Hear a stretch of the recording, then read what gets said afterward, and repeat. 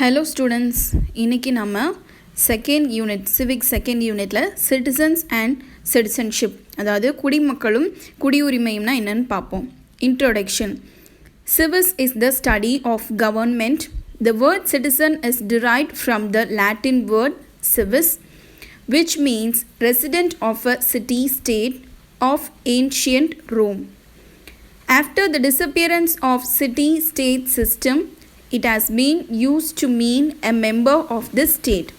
The citizens of a state enjoy full civil and political rights. சிவிக்ஸ்னால் என்ன? நம்ம சிவிக்ஸில் எப்பயுமே நம்ம government, central government, state government அதை பற்றி தான் படிப்போம். ஒரு நாட்டோட அரசாங்கத்தை பற்றி படிக்கிறத தான் சிவிக்ஸ் அப்படின்னு சொல்கிறோம். இந்த சிவிக்ஸுன்ற வேர்டு அதாவது சிட்டிசன்ற வேர்டு எதுலேருந்து வந்துச்சுன்னா சிவிஸ் அப்படின்ற லாட்டின் வேர்ட்லேருந்து தான் இந்த வேர்டு எடுத்தாங்க. சரியா? அதோட அர்த்தம் என்னன்னா, ரோமனில் இருந்த நாடுகளில் குடியிருக்கிறவங்க, resident of a city state of ancient Rome அப்படின்றது தான் அதோட அர்த்தம். ஆனால் இந்த சிட்டி ஸ்டேட் சிஸ்டம் அப்படின்றது டிஸப்பியர் ஆனதுக்கப்புறம் அந்த வார்த்தை எதை மீன் பண்ணுச்சு அப்படின்னா, it is a member of the state. அதாவது ஒரு நாட்டோட உறுப்பினர், ஒரு நாட்டோட குடிமகன் அப்படின்றத வலியுறுத்துறது தான் சிட்டிசன்ற வேர்டு. ஒரு நாட்டோட சிட்டிசனுக்கு, குடிமகனுக்கு அந்த நாட்டில் உள்ள எல்லா சிவில் பொலிட்டிக்கல் ரைட்ஸையும் அவங்க உபயோகப்படுத்துறதுக்காக, அனுபவிக்கிறதுக்கான எல்லா உரிமையும் அந்த நாட்டோட சிட்டிசனுக்கு இருக்குது.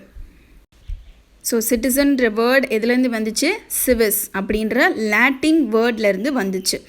ஸோ சிவிக்ஸ்னால் என்ன? ஸ்டடி ஆஃப் கவர்மெண்ட் தான் நம்ம சிவிக்ஸ் அப்படின்னு சொல்கிறோம். Next heading, citizen and citizenship. Citizen is a person of a country who is entitled to enjoy all the legal rights and privileges granted by a state and is obligated to obey its laws and to fulfill his duties. Citizenship is the status given to the citizens which provide them the right to legally live in a country as long as they want. Types of citizen. There are two types of citizens, natural and naturalized citizens. Natural citizens are the birth acquired citizens. Naturalized citizens are the ones who acquire citizenship. So ஒரு சிட்டிசன்னா என்னன்னா, ஒரு நாட்டோட குடியுரிமை அந்த பர்சனுக்கு இருக்கும். அவன் தான் அந்த நாட்டோட குடிமகன் அப்படின்னு சொல்லலாம். அவனுக்கு அந்த நாட்டில் உள்ள சிவில் அண்ட் பொலிட்டிக்கல் ரைட்ஸை அனுபவிக்கிறதுக்கான எல்லா உரிமையும் இருக்கும். அதே சமயம் அந்த நாட்டோட சட்டங்களை மதித்து நடக்கிறராகவும் இருக்கணும். ஸோ அதுதான் ஒரு உண்மையான சிட்டிசன். ஒரு சிட்டிசன் அந்த நாட்டோட கடமையும் நிறைவேற்றணும். சிட்டிசன்ஷிப் அதாவது குடியுரிமை அப்படின்னா என்னென்னா, ஒரு குடிமகன் அவர் எவ்வளோ நாள் விரும்புகிறாரோ அவ்வளோ நாள் அந்த கண்ட்ரியில் அவங்க ஸ்டே பண்ணலாம், அவங்க வாழ முடியும். ஸோ அதுக்கான உரிமை அவங்களுக்கு இருக்குது. அதை தான் குடியுரிமை, சிட்டிசன்ஷிப் அப்படின்னு சொல்கிறோம். ஏன்னா ஒரு சிட்டிசன் அந்த நாட்டை சேர்ந்தவங்க இல்லையா, அப்போ அவங்களுக்கு அந்த குடியுரிமை கொடுக்கணும்ல, அந்த நாட்டில் வசிக்கிறதுக்கான உரிமை. Types of citizen. Natural citizen. So natural citizen means they'll get the citizenship by birth. அதாவது அந்த நாட்டில் பிறக்கிறனால, பிறப்பால் குடியுரிமை பெறுறவங்க, அதுதான் நேச்சுரல் சிட்டிசன் சொல்கிறோம். அந்த நாட்டில் பிறந்திருப்பாங்க, அதனால் அவங்களுக்கு அந்த நாட்டோட குடியுரிமை கிடைக்கும். நேச்சுரலைஸ் சிட்டிசன்னா என்னென்னா, இயல்பாக விண்ணப்பிச்சு ஒரு குடியுரிமை அப்படின்றத வாங்கிக்கலாம். அவங்க அதுக்காக அப்ளை பண்ணி வாங்கணும். அதுதான் நேச்சுரலைஸ் சிட்டிசன்ஸ் அப்படின்னு சொல்கிறாங்க. அக்யூர்ஸ் அப்படின்னா விண்ணப்பிச்சு, அப்ளை பண்ணி அப்படின்னு சொல்லலாம். அப்ளை பண்ணி வாங்குகிற citizenship. Acquisition of citizenship. The Citizenship Act of 1955 prescribes 5 ways of acquiring citizenship. They are by birth, descent, registration, naturalization and incorporation of territory. அதாவது 1955 படி குடியுரிமை பெறுறதுக்கு 5 வழிகள் இருக்குது. என்னெல்லாம்னா, பிறப்பால் குடியுரிமை பெறுறது, வம்சாவளி, பதிவு செய்தல், இயல்பு குடியுரிமை, பிரதேசங்களை இணைத்தல். By birth. A person born in India on or after 26 January 1950 but before 1st July 1987 is a citizen of India by birth. irrespective of the nationality of his parents.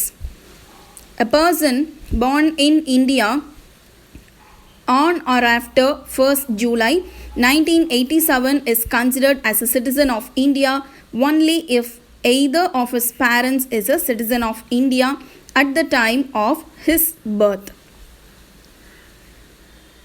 Those born in India on or after 3rd December 2004 are considered citizens of India or one of whose parents is a citizen of India and the other is not an illegal migrant at the time of their birth. So பிறப்பால் எப்படி குடியுரிமை பெறுறாங்க அப்படின்னா 1950 ஜனவரி 26 அன்னைக்கோ இல்லை அதுக்கு முன்னாடியோ, அதே மாதிரி 1987 ஜூலை 1க்கு முன்னாடி ஒரு குழந்தை வந்து பிறக்குது அப்படின்னா அவங்களோட பெற்றோர் வந்து வேறு எந்த கண்ட்ரியை சேர்ந்தவங்களாக இருந்தாலும் அவங்களுக்கு பிறப்பால் இந்திய குடியுரிமை சிட்டிசன்ஷிப் அவங்களுக்கு கிடைக்கும். செகண்ட் பாயிண்ட் என்னென்னா 1987 ஜூலை 1 அதுக்கு முன்னாடி, ஸோ அதுக்கு பிறக்கிற குழந்தைங்களில் அவங்க பெற்றவர்களில் 2 பேர், அப்பா அம்மா 2 பேரில் யாரோ ஒருத்தர் இந்திய குடிமகனாக இருந்தால் அந்த குழந்தைக்கும் இந்தியன் சிட்டிசன்ஷிப் கிடைக்கும். இந்திய குடிமகன்ற உரிமை அந்த குழந்தைக்கும் கிடைக்கும். ஸோ பெற்றோர்களோட குடியுரிமை அந்த குழந்தைக்கும் கிடைக்கிறதுக்கான வாய்ப்பு அவங்க பிறக்கிறதுனால கிடைக்கிறது தான் பை பர்த், அதனால் குடியுரிமை கிடைக்கிறதுன்னு சொல்கிறோம். இதில் தேர்ட் பாயிண்ட் என்னென்னா 3rd December 2004 ஒன்று அதுக்கு முன்னாடியோ இல்லை அப்போவோ பிறக்கிற குழந்தைங்களோட பேரண்ட்ஸ் வந்து இந்தியன் சிட்டிசன்ஸாக இருக்கணும். அதே சமயம் அவங்க இல்லீகல் மைக்ரெண்ட்டாக இருக்கக்கூடாது. இல்லீகல் மைக்ரெண்ட்னா ஒரு இடத்துலேருந்து இன்னொரு இடத்துக்கு மாற்றி குடியேறி வர்றவங்க. இல்லீகல்னால் வந்து தவறான வழியில் வந்து வேறு நாட்டிலேருந்து இங்கே வந்திருப்பாங்க இல்லையா, ஸோ அந்த மாதிரி இருக்கக்கூடாது. அப்படி இருந்துச்சுன்னா இந்தியன் சிட்டிசன்ஷிப்ன்றது அந்த குழந்தைக்கு கிடைக்காது. அப்படி இல்லைன்னா அந்த குழந்தைக்கு இந்தியன் சிட்டிசன்ஷிப்ன்ற அதிகாரம் கிடைக்கும். By descent, a person born outside India on or after 26 January 1950 but before 10th December 1992 is a citizen of India by descent. If his father was a citizen of India at the time of his birth, a person born outside India on or after 10th December 1992 is considered as a citizen of India if either of his parents is a citizen of India at the time of his birth.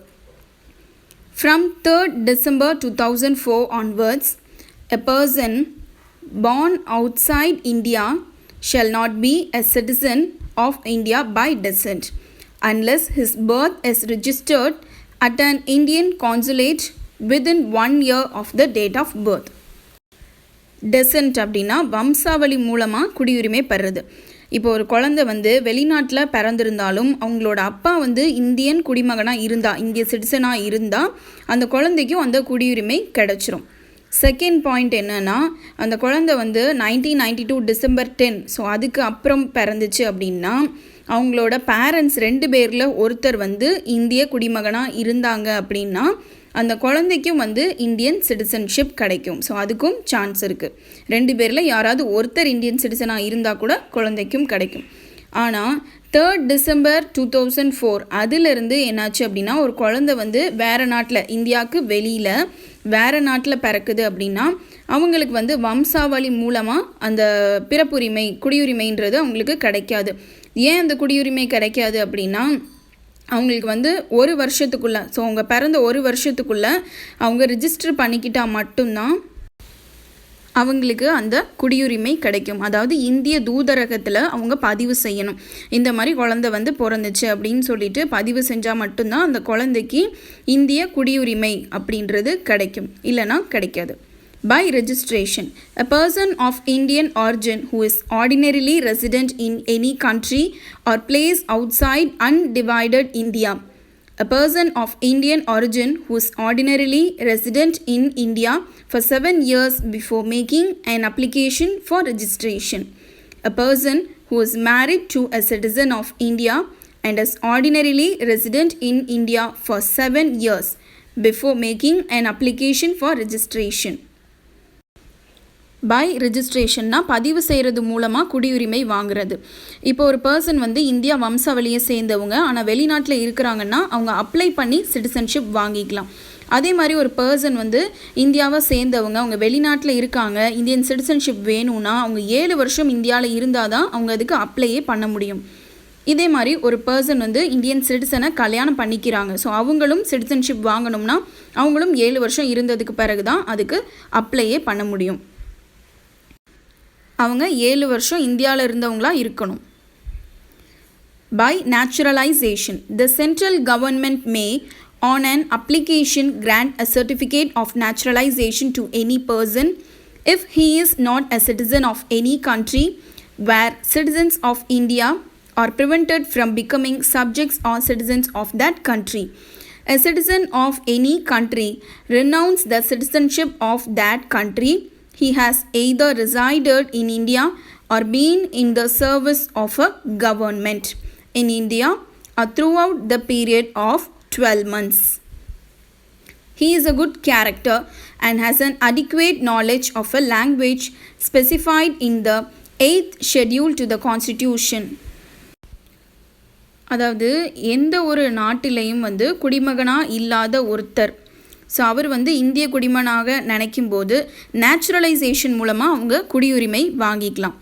Second point வந்து வெளிநாட்டு குடியுரிமை இருக்கிற ஒருத்தர் வந்து அந்த குடியுரிமையை வேண்டாம் அப்படின்னு சொல்லி அவங்க அதை துறக்கிற பட்சத்தில் அவங்களுக்கு நேச்சுரலைசேஷன் மூலமாக குடியுரிமை கொடுப்பாங்க. ஓகேயா.